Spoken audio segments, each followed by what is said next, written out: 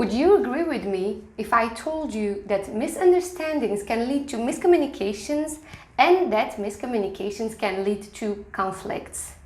Well, there's another thing you should know. There's a bigger chance to have a misunderstanding than to have understandings. Let me tell you why. Welcome to Infinipsy. I'm Jihad. This month will be all about communication. If you want to know the topics, you can follow them on Instagram, or you can also hit the bell and subscribe to make sure you don't miss any video. The first topic of the month will be to think about how we can avoid those misunderstandings and miscommunications that can lead to conflicts.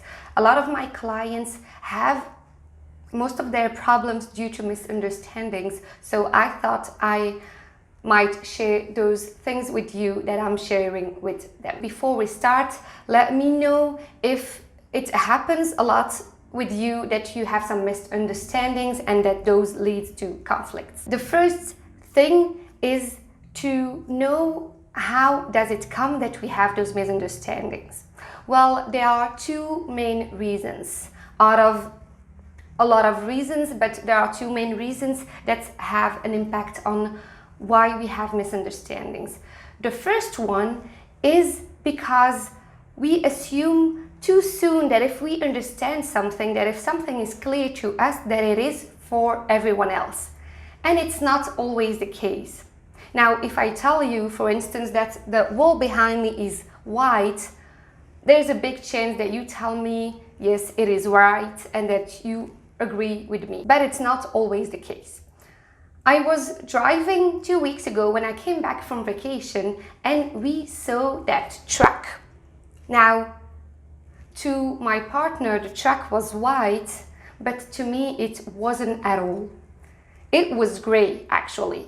Why? I knew it was white, but because of the dirt on the truck, it didn't look as white as he thought it was.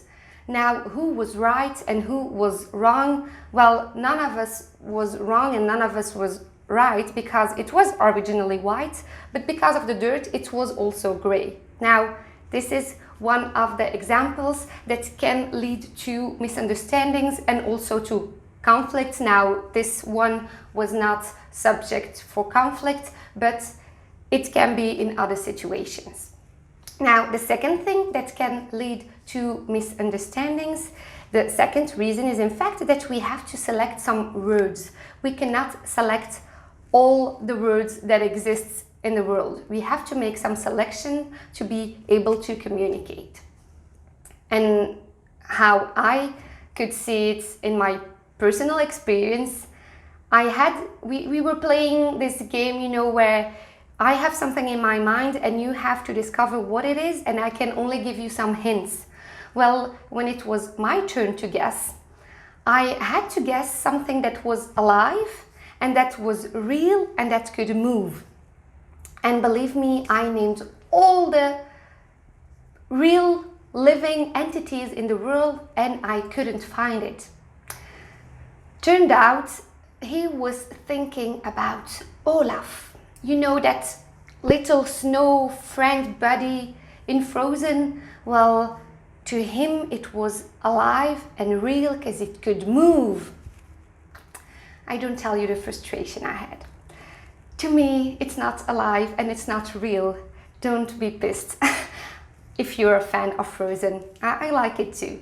But anyway, just to tell you how the way we have to select some words, because he could not describe how he was alive or not. He just had to give me a hint, and this made me understand that it could not be Olaf, for instance. So there's a lot of things that can have an impact.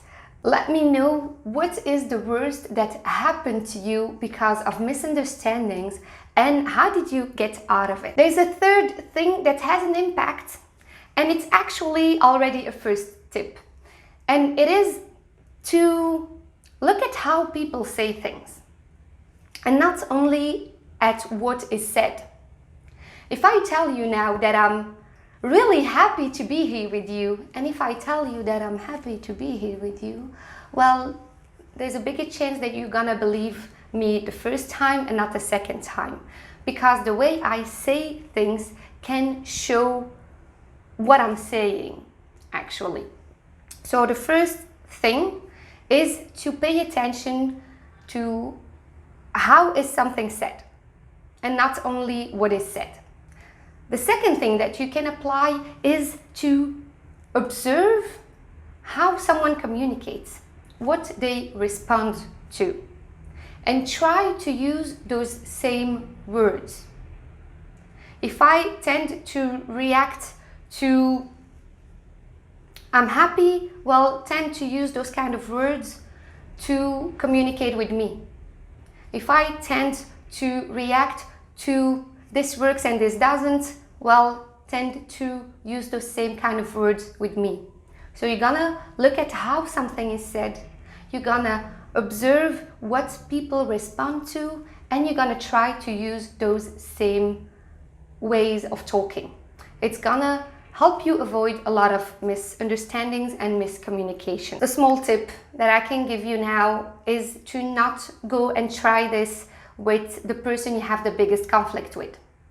If you still want to try this out and see how this works, try in a safe environment, try with someone you had a misunderstanding with, but it's not the biggest conflict you ever had. I'll see you next week with a new topic regarding communication. If you want to know the topics, you can follow them on Instagram. You can also hit the bell and subscribe to make sure you don't miss any videos.